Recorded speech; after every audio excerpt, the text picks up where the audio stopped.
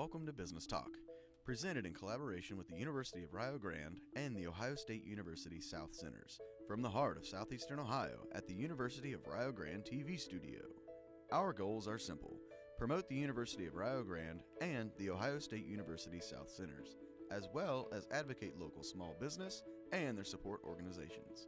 More importantly, promote southeastern Ohio as a wonderful place to live, explore, and learn. There are many different ways you can find us. The University of Rio Grande Cable Access Channel 17, live online at blogtalkradio.com, and on YouTube if you are unable to catch our show live. Introducing our co-hosts, Jason Winters, Mike Thompson, Patrick Dingle. Thank you for tuning in. We hope you enjoy the show. Welcome to Business. Jason, you brought a really good guest today.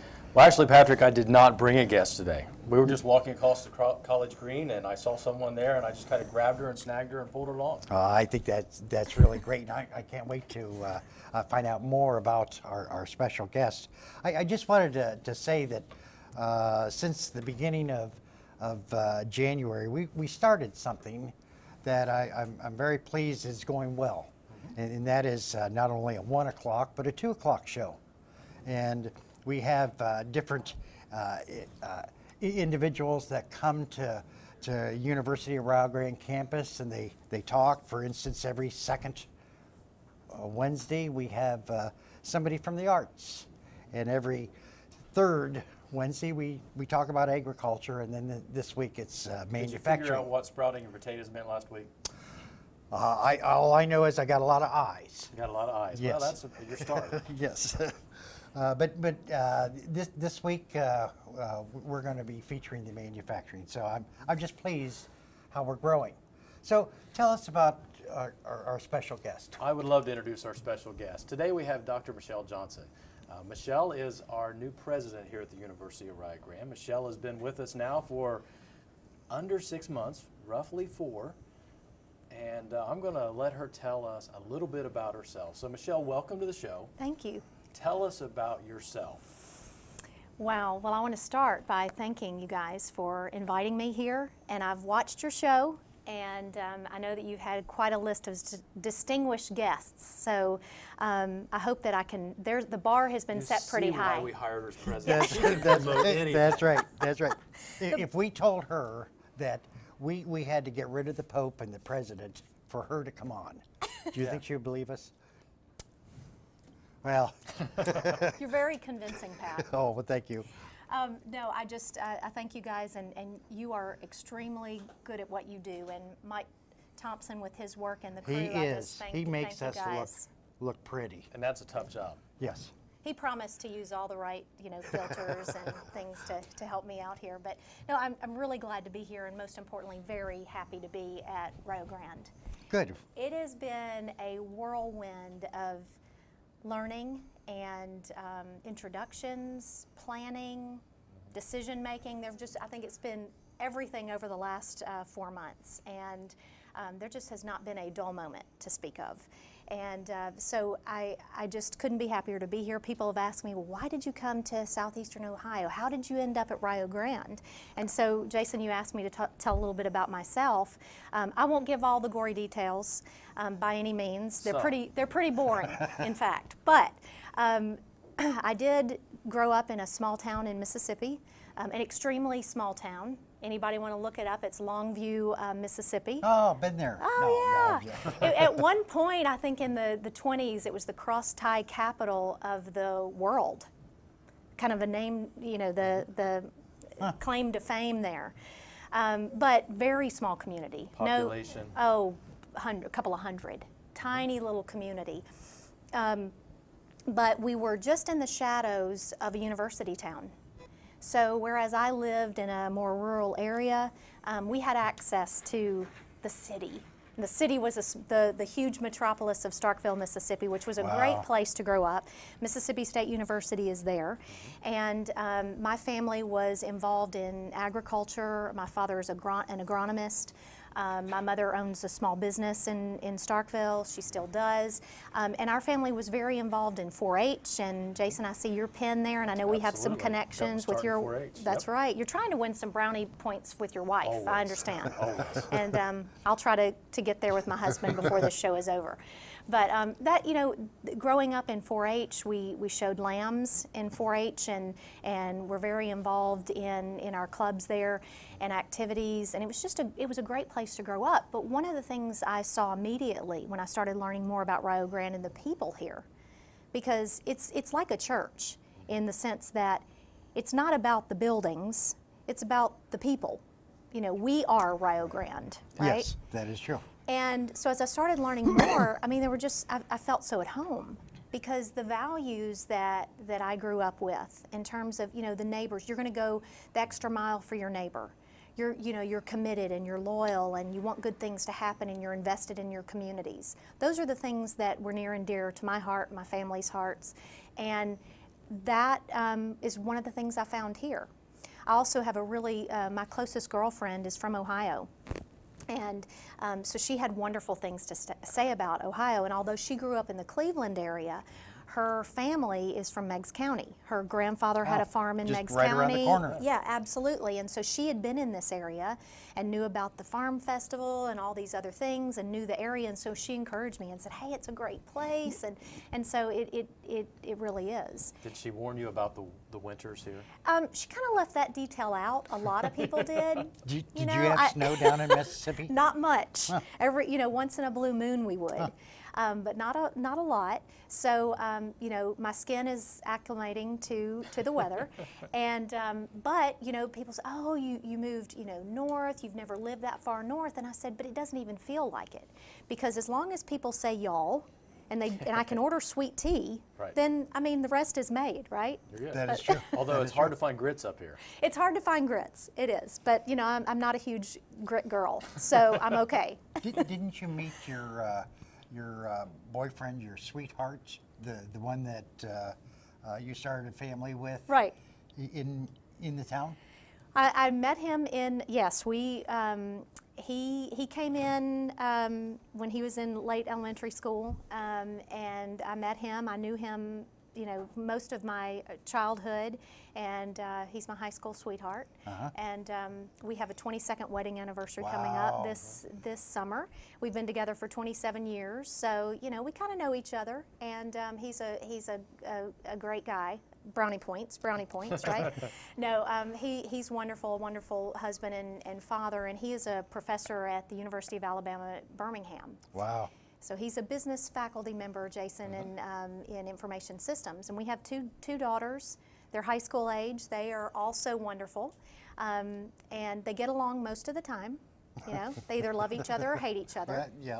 That's the way siblings are supposed to be. Exactly. And so I have a senior and a freshman. So I'm really proud of my family. They're wonderful and have been so extremely supportive about being here and really wrapping their arms around Rio Grande. Even though they have not made the move yet, we're letting that senior finish up. I understand. Finish up. She was right there. She could see the end in sight. Yeah, but I think a lot of this area and the potential for this institution, and that's why I'm here. Well, the neat thing about this area, we are within 50 miles, and even though University of Rio Grande Community College has a really good faculty and a really good student base, students have a choice amongst many different school systems, and I'm glad that the daughters are coming up here to decide if they want to go to Rio Grande, decide to make Ohio their home. Right. It's always a big decision-making time for people when they're thinking about, whether you're a 17, 18-year-old coming out of high school, or if you're a student that's more of a post-traditional age and looking for that opportunity to come back or to start. Anybody that's making a decision about where to go to college, it's huge. And we can never underestimate the importance of that decision and what goes into that. And I think what we've seen is a real transformation in higher education. I know I'm preaching to the choir and many of the viewers too, that what we've seen is a real change in how schools compete for students. You know, it's become, there's a big marketing push, and Jason, you probably can add a lot to this in terms of what we've seen, the environment for marketing in higher education. You didn't have cabinet level positions and high level marketing positions. You had more PR offices on campuses, right. You know, even 10, 15 years ago. And we've seen that transform now to strategic marketing so that we can get our message out. Right. Well, and from a business standpoint, we don't have as many customers. We're Right. not producing as many children No, today. that's right, that's right. And you know, I was looking at some of those numbers, you know, I look at them pretty regularly and anytime updates come out, but you know, in this area, we're looking at an expected 12% decline in high school graduates, you know, in the next few years, and we've already experienced that. And that's a physical number of people, Right. not just because they can't go to college. Right. No, it's just that We're they're not not producing there. that many kids. Right. Exactly. So some of my associates that have families, I Right. should encourage them to have more children. Please. Okay. Yes. Is that the message that we're sending? Yes, I You think know, so. Yeah. But I think that, you know, that decision making when students have and families have so many options. Yeah. And the thing that I think is a real, I think, marketing tool for us and something that we need to get the word out about is that we have what a lot of larger institutions and places that aren't like us want to have, okay? And that is the small size, the community feel. And so you see a lot of larger institutions that we're familiar with that try to create those communities and those learning groups and create an environment where students connect to each other and connect with faculty, even if the environment is much larger in terms of the number of students. Well, the good news is we can put our energy into some other things because we already have that by default. I mean, we have a beautiful campus. We have over 200 acres here of a picturesque campus, and we have faculty that are dedicated, honestly, what I've seen, 24/7. To the well-being of our students, the progress of our students, and that is the focus. And I think that with the fact that we already have that size and those opportunities for connections that we don't have to create and spend the time and the energy to do that, we can focus on what are we doing for learning, how are we supporting our faculty and delivering the highest quality education, and what do we provide in terms of campus life for our students. I mean, that's so important, the entire experience. I tend to agree with you. The interesting thing also is University of Rio Grande has kept up with the internet Sure. crowd. Yeah, absolutely. And, I know in a class, one of the classes that I'm involved with, half the students are purely internet and half the students are let's sit in the classroom. And I think that's so important because we need to be accessible. We can't be, and I know one of your guests, or your guest last week, our provost, Dr. Richard Sachs, he talked about the fact that, you know, we can do anything, but we can't do everything. Exactly. And you know, he hit the nail on the head. But one thing that we have to do in that we can do anything category is that, you know, we have to think about access and our students and how they need to get information and Right. what their schedules allow and where they are and all those things. And if we don't, then, you know, we're just kind of sitting here saying this is who we are and you just need to make that work for you. Well, from a business standpoint, that's pure customer service. Right, exactly. And we constantly think about that here. And I think the beauty, and another thing that we have as a real asset, is that the size that we are and the type of institution we have with delivering associate's degrees at the community college level and having bachelor's degrees and master's programs, is that we can be extremely agile and responsive. And I think some of your guests have talked about this before, that you can come here as a student, you can come here as a faculty member or staff member, and you can really impact and you can be a real change agent in true. saying, wow, we don't have this kind of student organization, but I really want to start it. Well, good luck doing that at some of the larger Right. environments where, I mean, there are a lot of processes that you have to go through for that, and we can kind of do those things on a, you know, on a dime. And I think that that's The thing that really surprised me was so many different fraternities and Sure. sororities Yeah. that University of Rio Grande represents. That's or true. has. And I think people don't realize that, and they're looking for college experience, and we need to be able to portray that. And I think we've got an army of people on this campus that know it, and we have legions of alumni that can talk about that. We just need to get that word out. And you guys look so nice today, and I could have borrowed a tie from you, Pat, but I wanted to wear a little bit more casual today because I wanted to wear this everything Rio. One of the things that's been a lot of fun is as I travel, and I've been doing a good bit of that, just trying to meet as many people as possible. And whenever I travel, and I'm in an airport or I'm any kind of transit situation, I always have Rio very visible. I'm wearing, I'm kind of head to toe kind of thing. I know it may be an embarrassment, but there's a purpose. I want people to ask about it, and I've yet to have a trip in these last little over 4 months where I have not had a question from an individual that just random walks up, the person that's sitting beside me in the airplane. Oh, my best friend is a graduate, is one of your alums, and somebody came, and it's just everywhere you go, they walk up and start talking about it, and that's what I want to see. And it's very encouraging. So, we talked about this, Jason. You may not want to admit this, but you were actually on the search committee that was in the process. Carried out that process. So he's responsible for it's his fault. You. It is his fault. Good. So we can blame Jason. But in that process, we were talking about just what do we know about Rio Grande? Who knows about Rio Grande? And it starts at home. It starts with us and our community, and we have to be the champions. So I experienced this when I was in Alabama. That it's like here. You will see there are big time football here in Alabama. There's SEC football and sports and all those things. Somebody told me that SEC is schools eating crow now after the national championship. So that's what I hear. Yeah, who did win the championship again? I can't remember. Now you guys. It was give me a break. Really. Something like that.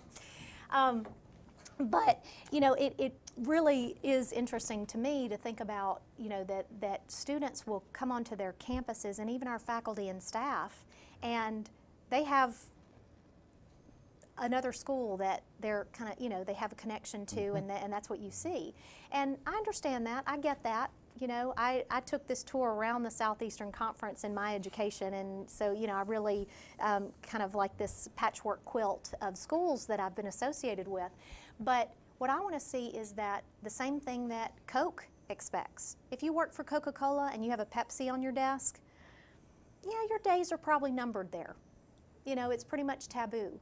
And I want to see that here. And I'm not going to go around and, be too difficult and hardcore. Sure. But what I want to see is people are proud of this brand. Right. I think that many programs that you do have, one that it really promotes the university is your soccer teams. Absolutely. And the other sports teams, the baseball. Oh, yeah. And they have done very, very well as far as getting the word out. Absolutely. I mean, there are so many, when you look at our programs and some of our recent accomplishments on the athletic side, and these are our student athletes. These are students first. Now they do some great things in their athletic accomplishments, but we had championships on our cross country, our conference champions in cross country this year. We also had our soccer team was conference champion and qualified and went to the national tournament.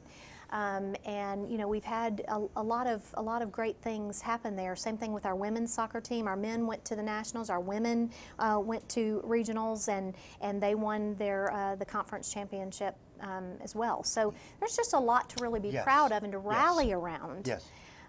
Basketball's in full force. Baseball's starting. We had a good volleyball season this last year. It's my understanding that was it the soccer or one of the teams. Scrimmage with Ohio State. Oh yeah. And they held their own. Absolutely held their own, and we're really proud of them. But I think that things like that, when you look at athletics, but you also look at our strong fine arts programs. I mean, I think about the things that have been going on in the 4 months that I've been here. I mean, like I said, there's never a dull moment, and most evenings I'm choosing between 2 or 3 things to go to. Whether it's a student event, or it's an athletic event, or it's a fine arts event, or it's a recruitment event where you have, a ton of students here for a marketing day and to have some friendly competition. I mean, there are so many things to choose from. And I've seen some of the amazing exhibits in our gallery here and people coming in from our surrounding communities. Our music presentations, it's been all over the map, from rock to Messiah to Disney, and I mean it's just all very, very top notch. So really, really proud to see those things. There's a lot that we have to offer. Oh, I bet there is. What do you think about the city of Gallipolis and Jackson and all the, you've had an opportunity to go to many of our smaller than Columbus towns. Sure. I mean, great communities. Yes. Very great communities. Yes. And people who have lived here and invested in these communities want to see really good things happen for Rio Grande, and because they understand the importance of partnerships. And and that's one of the things that I've really been so encouraged by as I've been in our communities, in our 4-county region and even beyond, is that people want to get on board and say, how can we partner? What can we do? Sure. How can this be a win-win situation? Sure. And that's really encouraging. Yes. We have found that although much of our area is farmland Sure. and much of our area is smaller towns, things of that nature, people are people. Right. And They are. they enjoy the same kinds of things that and they want the best for their children and their families. They do. et cetera. They do. So, Exactly. Well, and I think that one of the things that also has been really fun to learn about, it was even this morning I was on the telephone with a gentleman out of Columbus that works for Limited Brands, and he said, we've looked at institutions of higher learning within a 100-mile radius of us, and we've identified 2, Rio being one of those, that we want to really up the partnership with. Good. Okay, we want to really create a pipeline for students for employment. They're doing some expansions in their company and building some new campuses and things like that for Limited Brands, and they're going to need more high-level and skilled employees, graduates with business degrees, students that are in our engineering technologies and plant maintenance and those kinds of things. A lot of different areas, and they want to establish a pipeline with us. There are other options they have. So why are they looking at us? Well, a lot of it is because of the type of student we produce. That is turning heads. And what I've seen from other companies as well, we took a 2.5-hour trip a couple of months ago to a company that it's a plant that supplies to Nissan. And so they're a supplier, a very large plant there, and they have had hired one of our graduates, couldn't believe what he brought to the table in terms of who he was, but also what kind of education he had. And they have options for programs and schools that are in their backyards, but they said, no, we want what you produce. Fantastic. And I love that. Fantastic. Well, Michelle, let's go one step farther with Okay. that, because we're talking about those programs that we offer here on campus. Sure. Traditionally, what we're talking about is those 2-year community college degrees. Let's talk about President Obama's new initiative. Yes. How does that apply? The President's Promise Plan, as it's being called right now, is something, ears really perk up among all of us in higher education to say, what kind of revolutionary step could this be? When 1st through 12th grade, and then it went down to K through 12, became publicly available So now to are all we going citizens. K through 14? Right, and maybe it looks like the direction that, there are a lot of things to happen from here in order to move this along, and I think there are a lot of question marks about what it means. The thing I've been really impressed with is that, one of the things that is just fundamental and core to community colleges is access and availability. And this just really, it takes access and puts it on steroids. It's one of those things that opens the doors for us to serve students that are meeting too many hurdles in terms of their finances and everything else to have to get into the door.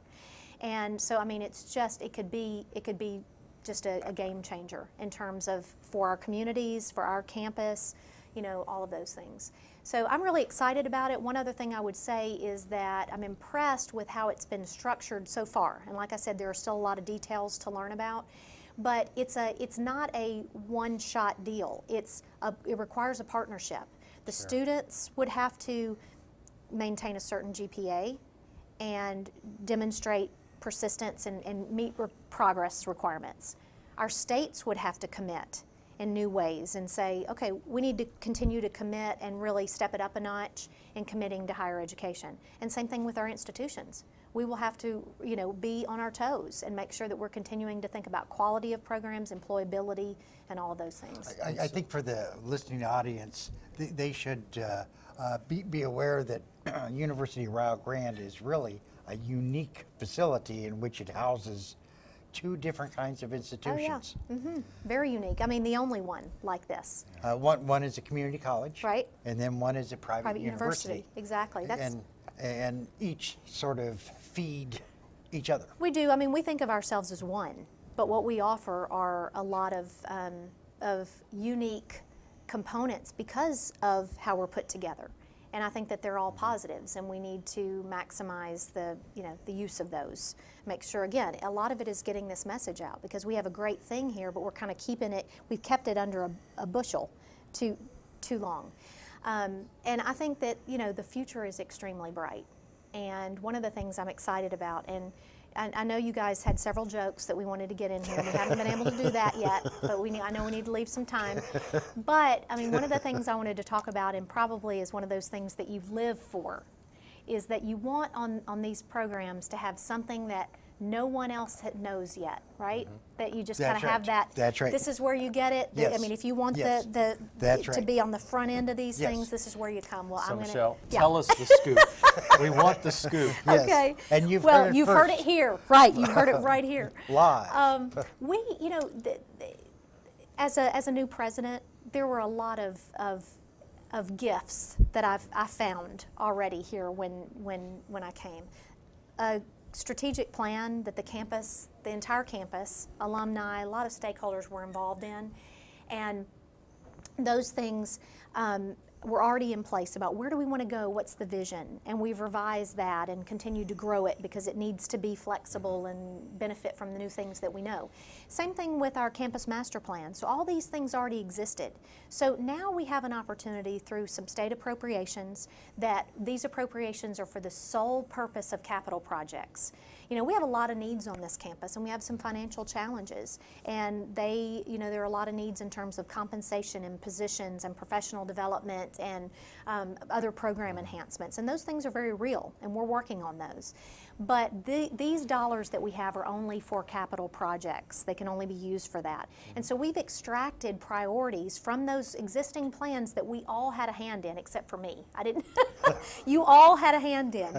And we're ready to move on those. Good. So we're real excited about $2.6 million in capital projects that we'll be rolling out very soon. And those projects are? Do we have time to go through all of those? We do. We Maybe want that's the the scoop. cliffhanger, so you guys will invite me back. Well, when you do come back, I do want to say that this is a working school. Yes. And by that, whenever opportunities permit, students get a chance to do the various different things. Like, for instance, behind the scenes, Mike is watching Grant and Luke do all the technical details.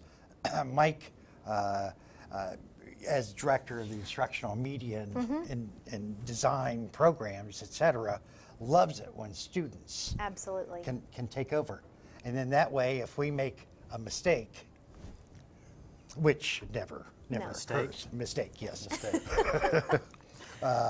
And that's a nice thing about the university, is the fact that students need to be involved, not just in the educational process, but outside of that, That's for right. their entire development. Yes. So, yeah, hats Yes. off to what you're doing with this program and involving students in it. and well, hats off to you for allowing the different programs, as you see, and get a chance to go across campus. Sure. It's my understanding you have a pedometer that tells you that you, Yeah, it's saying to me right now, you've not walked near enough today. It's getting close. Yeah, that's right.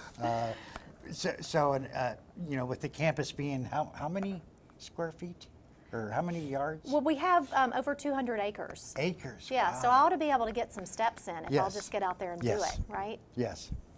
Well, if I hadn't snagged her off the college green today, she'd have had to step. Right, Yes. right. The well, price. I want to thank you very much Thank you. for being a guest. You have to come back and tell us about the capital Yes. programs. Thank you. I just tried to tease you a little bit with it so That's that, mean. that we That's could. cruel. I know. We ran out of time. You guys are cutting me Yeah, off. I know. Hey, stay tuned for at 2 o'clock. We're going to be bringing in some Ohio State University small business development counselors, manufacturing people, and I thank you for listening. I'm Patrick. I'm Jason. I'm Michelle.